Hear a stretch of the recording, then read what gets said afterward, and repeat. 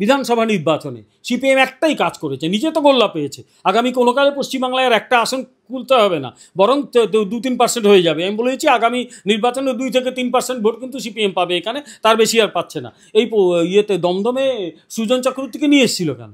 ওর বাড়ি কোথায় চম্পাহাটিতে, তাকে এখানে নিয়ে এলো কেন? তার মুখটা দেখিয়ে কিছু ভোট কাটানো যাতে সৌগত রায়কে জিতিয়ে দেওয়া যায়। সিপিএম এই সেটিংয়ের কাজটা করে, এই সেটিং করে, বাইরে বলে সেটিং। আমি আবার বলি, পশ্চিমবঙ্গে এখন যা ঘটেছে তার জন্য সিপিএম দায়ী। এই ঘটনাগুলো সিপিএম আগে ঘটাতো, সিপিএম যারা করতো সেই লোকগুলো রং পাল্টে জামা পাল্টেই পশ্চিমবঙ্গের বর্তমান শাসক দলে ঢুকেছে।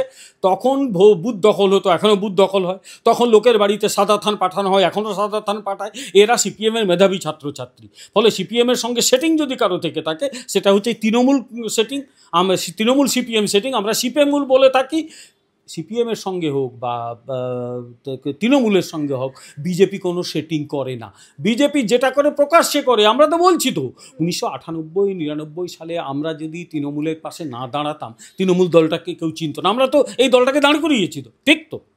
একদম, এটা তো ঐতিহাসিক ঘটনা। তো কেউ বলতেই পারে যে হ্যাঁ এই তো আপনি স্বীকার করেন, আরে স্বীকার করার কি আছে? আমরা তো বলছি 1998 সালে যখন এই তৃণমূল নেত্রী দলটা তৈরি করলেন, তখন তৃণমূল নেত্রী নয়, যুব কংগ্রেস নেত্রী, কজন চিনত তাকে? আমরা হেল্প করেছিলাম। কেন হেল্প করেছিলাম? কারণ তখন দিল্লিতে ভারতীয় জনতা পার্টি যথেষ্ট শক্তিশালী হয়ে গেছে অলরেডি। ভারতীয় জনতা পার্টির লক্ষ্য একটাই ছিল, পশ্চিমবঙ্গে সিপিএমের অপশাসনকে দূর করা। আমরা একা পারছিলাম না। কৌশলগতভাবে বামপন্থীরা কৌশলের কথা বলে, রাজনৈতিক কৌশল, আমরাও রাজনৈতিক কৌশল হিসেবে মনে করেছিলাম যে সিপিএম বিরোধী ভোটকে একজোট করা হোক।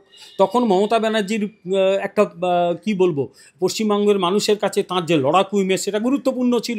ফলে ভারতীয় জনতা পার্টি ভেবেছিল মমতা ব্যানার্জিকে একসঙ্গে, তাকে জনপ্রিয় করে একসঙ্গে লড়াই করলে সিপিএমকে সরানো যাবে।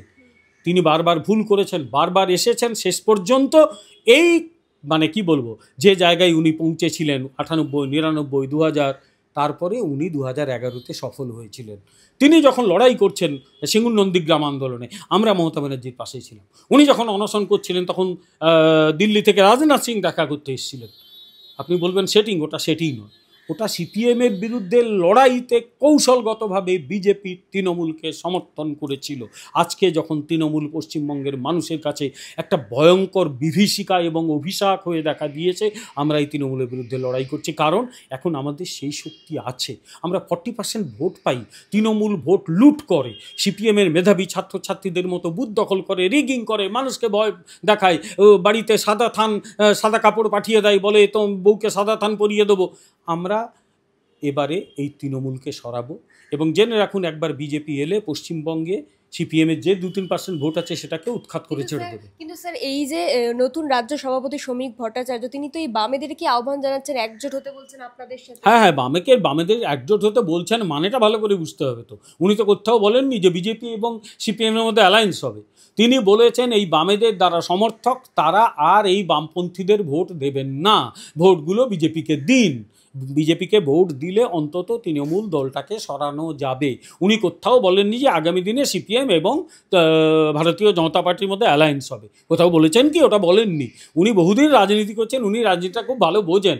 উনি কোথাও বলেননি এটা। উনি বলেছেন তৃণমূল বিরোধী সমস্ত ভোটার যারা, তারা একজোট হন। এখনও যারা বামপন্থীদের ভোট দিচ্ছেন তারা আসুন, তারা এই তৃণমূলের বিরুদ্ধে বিজেপিকে ভোট দিন এবং আমরা এই ভয়ঙ্কর শক্তি তৃণমূলকে পশ্চিমবাংলা থেকে সরাই। উনি ওটাই বলেছেন। আমি ব্যাখ্যা করে দিচ্ছি, প্রয়োজনে আমার এই ব্যাখ্যার ব্যাপারটা আপনারা বা রাজ্য সভাপতিকে জিজ্ঞেস করে নিতে পারেন। এই ব্যাখ্যার সঙ্গে উনিও একমত হবেন। কিন্তু অভিষেক ব্যানার্জি তো বারবার বলছে যে বিজেপিকে 50টার ওপরেই উঠতে দেবেন না। এখন আচ্ছা, কি উনি যে 50টা দিয়েছেন তার জন্য তাকে ধন্যবাদ। তাদের কেউ কেউ আবার 30টা দিচ্ছিল। সুতরাং 30-50, ওটা 50 হবে নাকি 250 হবে বিজেপি, আর যখন হবে তখন বুঝতে পারবেন ওনার। কেউ তো বলতেই পারে, আচ্ছা স্বাধীন দেশের নাগরিক, একটা দেশে মানে কথা বলার স্বাধীনতা রয়েছে। কেউ যদি কোনো রকম খারাপ কথা না বলে আমি বিজেপিকে 50টা পেরোতে দেব না, সে বলতেই পারে।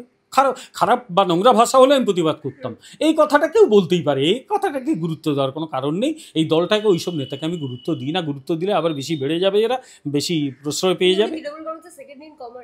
তাতে কী হয়েছে? তা বলে গুরুত্ব দিতে হবে? তা সিপিএম গুরুত্ব দেবে, দিক না, আমরা কেউ গুরুত্ব দিই না। গুরুত্ব একটা কারণে দেবো, এই দলটাকে দিচ্ছি, কারণ এই দলটা পশ্চিমবাংলার মানুষের অশেষ দুর্দশার কারণ ঘটছে, তাই এই দলটাকে আমরা গুরুত্ব দিচ্ছি। কিন্তু পরিষ্কার আমরা বলে দিচ্ছি যে এই ধরনের কথা ওরা বলছে বলুক, আগামী দিনে ওরা হারবে শুধু নয়, আমি বলে দিচ্ছি এখনও সিপিএম চেষ্টা করলে মানে ব্রিগেড প্যারেডে 50,000 1 লক্ষ লোক জোগাড় করে নিতে পারে, কিন্তু আমি তো দেখেছি 50,000 1 লক্ষ লোক জোগাড় করে দূরে দূরে বসাই যাতে 2 লক্ষ 3 লক্ষ বোঝা যায়। সিপিএম তো খুব ট্রিকি দল, তো ওরা বোঝে 100টা লোক হাঁটলে মনে হবে যেন 1000টা লোক হাঁটছে, সুতরাং ওই দলকে ওই বেশি গুরুত্ব দেওয়ার কিছু নেই। তবু দলটা তো টিকে আছে, 500টা লোককে নিয়ে মিছিল তো করে, তৃণমূলে একটা লোকও থাকবে না। আমি গ্যারেন্টি দিয়ে বলে দিচ্ছি এই দলটা যাওয়ার 1 মাসের মধ্যে তুমি আমার ইন্টারভিউ নিতে আসবে এখানে, যদি তখন এখানে থেকে বা অন্য কোথাও যেতে পারি, ইন্টারভিউটা নেবে, দেখবে একটা লোক নেই, এই 4টে লোক হাঁটছে বা একটা লোক হাঁটছে, কেউ থাকবে না, সব ছেড়ে পালিয়ে যাবে। এই কারণেই ভয় পাচ্ছে এরা, এই কারণেই অন্যায় করছে, এই কারণেই অত্যাচার করছে। এরা জানে ক্ষমতা থেকে যাওয়া মানে দলটা শেষ হয়ে যাওয়া, আর আজ অবধি যা যা অপরাধগুলো করছে তার তো জবাবদিহি করতেই হবে। সেই জবাবদিহি মানুষ তো তার হিসেব বুঝে নেবে। তখন কি বলবো, আর বেশি কিছু বলছি না, তখনকার জন্যে মানুষের হাতেই ছেড়ে দেবো আমরা, মানুষ যা সিদ্ধান্ত নিয়ে নেবে।